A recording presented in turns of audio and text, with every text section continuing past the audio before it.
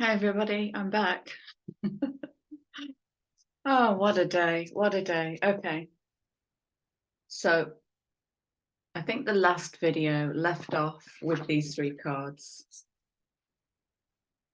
To be fair, come to the edge and create imbalance in a place of balance, not create imbalance, to create from a place of balance, which is speaking to personal integrity, birthing the light within, rather than placing your destiny in the hands of a fateful cookie. So what I've done is I'm curious to know which archetypes are going to be uplifted, are going to evolve and shift and change. And we have Seeker, which speaks to Sagittarius, the seeker. So the light attribute is a thirst for wisdom and truth wherever they are, wherever you are. So it's finding the truth in that moment.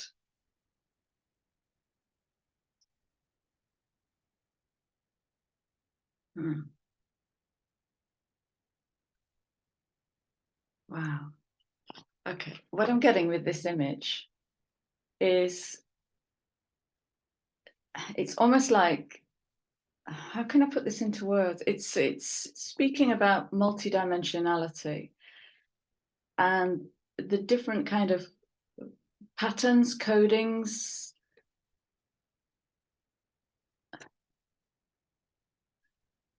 It's like taking nothing but your codings forwards.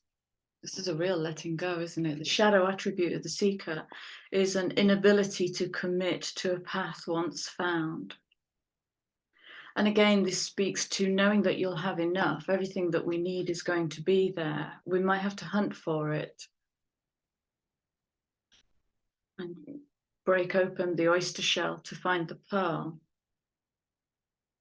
And again, commitment or not commitment is a choice. We're at that choice point now.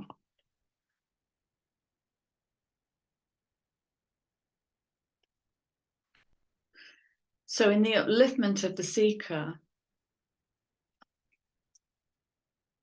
we're going to come more deeply into our own intuition, into our own authority, into our own truth and the expression of that truth. Take more responsibility for ourselves.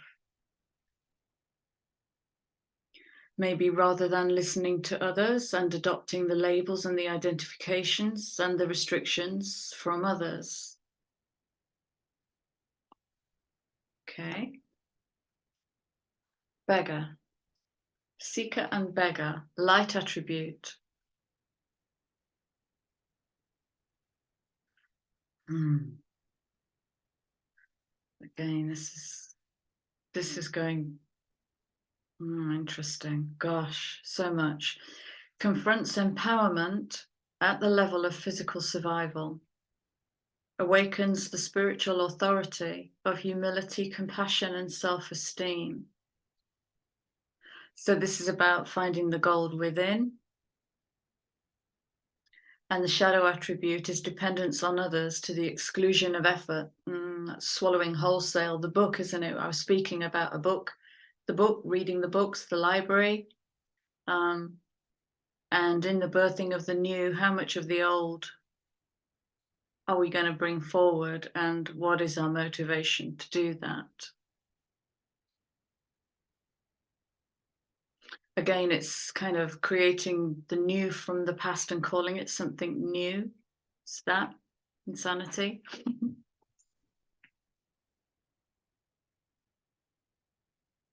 Thief. The light attribute of the thief sheds light on the potential wealth within you that can never be stolen. So we're talking to soul essence here. It's so pure and so honest that that purity and that honesty is contingent upon releasing what the subconscious already knows, releasing that ancestral miasma that recreates and recreates and doesn't really evolve, doesn't really, it's letting go of stories that don't belong to us. The shadow attribute of the thief is stealing money, creative ideas, affection, or others' powers you think you lack. Interesting. Very interesting. So building in a responsible way. And again, I sense that if we keep this big picture in mind, the collective in the house of the humanitarian, that will help us to get out of our own way so that we're creating for something much bigger. Because that is the essence of finding your space in the group, finding your expression in the orchestra. It's much bigger. And the hermit. So an uplifting, I think this is of a commitment to seek solitude, to focus intently on inner life. Serves personal creativity. So birthing the light from within. Shadow withdraws from society out of fear or negative judgment of others. And this is, I think I spoke to letting go of the codependency of validation being approved of. Letting go of the intellect's need to self-justify and defend, explain. Refusing to help those in need. So that's not answering the call of the greater collective. Okay, so those 4 archetypes are going to be nudged, triggered, uplifted, rebirthed. And then we have some of these beautiful mystical healing cards. Oh.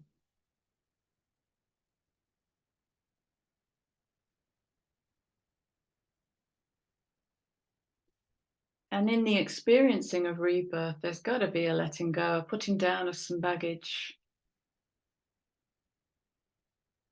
It's almost like this fracturing of the self.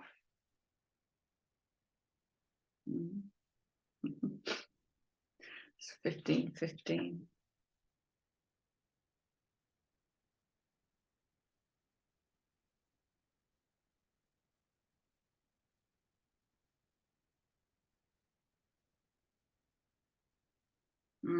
It's change, isn't it? Which might pull in that devil energy. And it's okay to stay as you are. Again, there can be no judgment here. I think we've all done that. We've ticked that box, haven't we, of what it's like to judge others and judge self.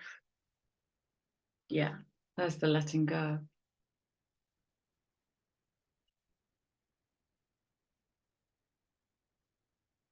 And for those of you who are stepping onto your new timelines, you might also have that little grieving blip where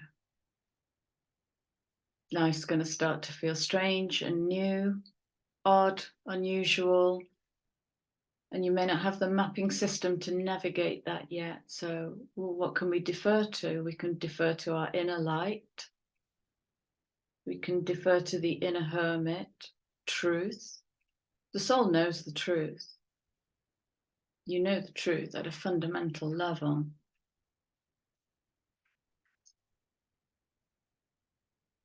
I think this card came out recently, didn't it? Breaking addictions. Do you have addictions? Can you name them? Phoenix rising, look. That's the rebirth.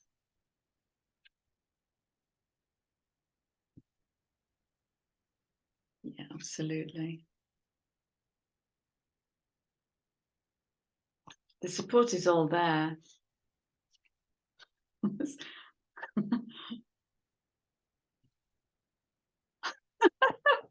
That's it.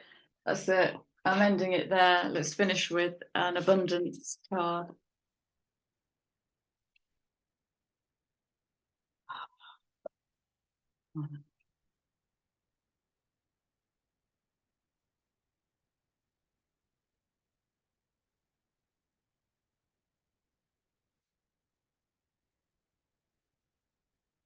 guided by the intuition, guided by the soul, guided by the guides.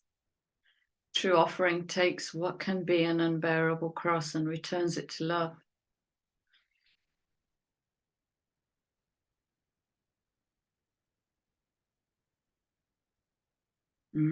Yeah, it's actually speaking to releasing fear.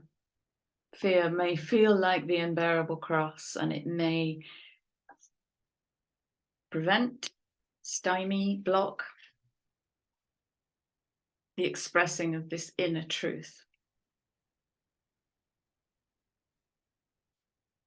Guidance, when you make divine intelligence the field source, your foundation, you finally have a fixed star to follow. Yeah, follow your star. Follow your star, no matter where it leads you. You may not always know.